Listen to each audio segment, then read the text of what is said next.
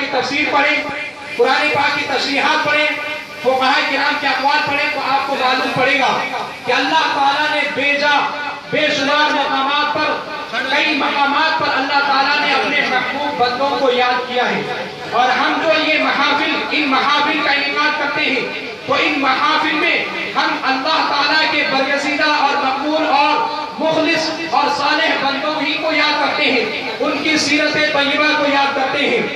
اور پھر ان کی سیرت کو بتانے کے بعد، عوام کے سامنے پیش کرنے کے بعد ہم اس پر عمل کرنے کی کوشش کرتے ہیں۔ اور ایسا کرنا یہ کوئی خلاف سنت نہیں ہے یا قرآن و حدیث کے خلاف نہیں ہے۔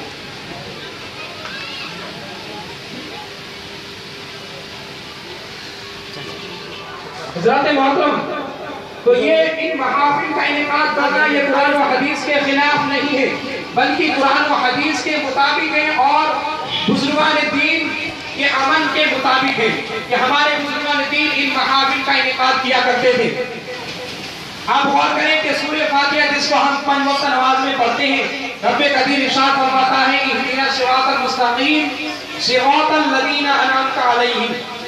اللہ تعالیٰ نے اس سورہ طیبہ میں، سورہ فاتحہ میں اپنے مقبول بندوں کا ذکر فرمایا ہے اور لوگوں کو یہ پیغام دیا ہے کہ اے لوگوں کو یہ دعا مانگنے کی تعلیم دی ہے کہ رب قدیر ارشاد فرماتا ہے اہدنا الصراط المستقیم، کہ سارے بندے رب تعالیٰ کی بارگاہ میں دعا مانگتے ہیں، نماز میں عرض کرتے ہیں مولا ہمیں سیدھے راستے پر چلا۔ آگے ارشاد ہوتا ہے صراط الذین انعمت علیہم، صراط مستقیم یعنی سیدھا راستہ ان لوگوں کا مولا جن پر پورے انعام کیا۔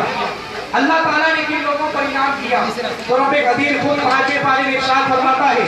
اولئک الذین انعم اللہ علیہم من النبیین والصدیقین والشہداء والصالحین، کہ یہی وہ لوگ ہیں جن پر اللہ تعالیٰ نے انعام و اکرام کیا، یعنی وہ انبیاء کرام کی جماعت ہے، وہ شہداء کرام کی جماعت ہے، وہ صدیقین کرام کی جماعت ہے، وہ صالحین کرام کی جماعت ہے۔ حضرات محترم، اور رب قدیر ایک مقام پر ارشاد فرماتا ہے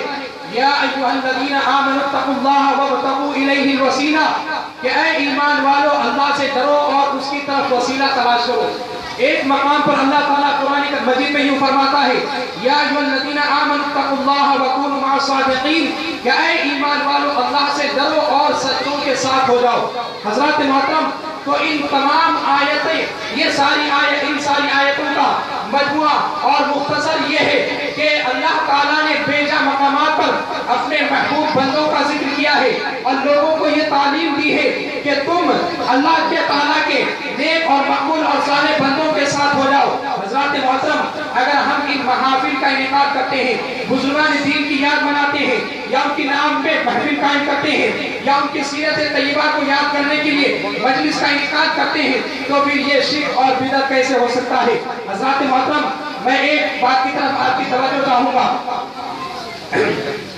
آپ غور کریں کہ ایک طرف کو جہاں ہم ان محافل کا انعقاد کرتے ہیں تو وہیں پر ہم پر یہ ہمارے برخلاف جو لوگ پائے جاتے ہیں، یعنی جتنے بھی مذاہب باطلہ ہیں، وہ ہم پر کفر و شرک کا فتویٰ لگاتے ہیں۔ جیسے ہی ہم کسی بزرگ کی بارگاہ میں حاضری دیتے ہیں یا کسی بزرگ کو مدد کے لیے پکارتے ہیں یا کسی بزرگ کا وسیلہ لیتے ہیں تو ہم پر فوراً یہ بد مذہب کفر و شرک کے فتوے ٹھوک دیتے ہیں۔ لیکن ان کی عقل پہ مار پڑی ہے کہ ان کی عقلیں نہ جانے کہاں گم ہو گئی ہے۔ ایسا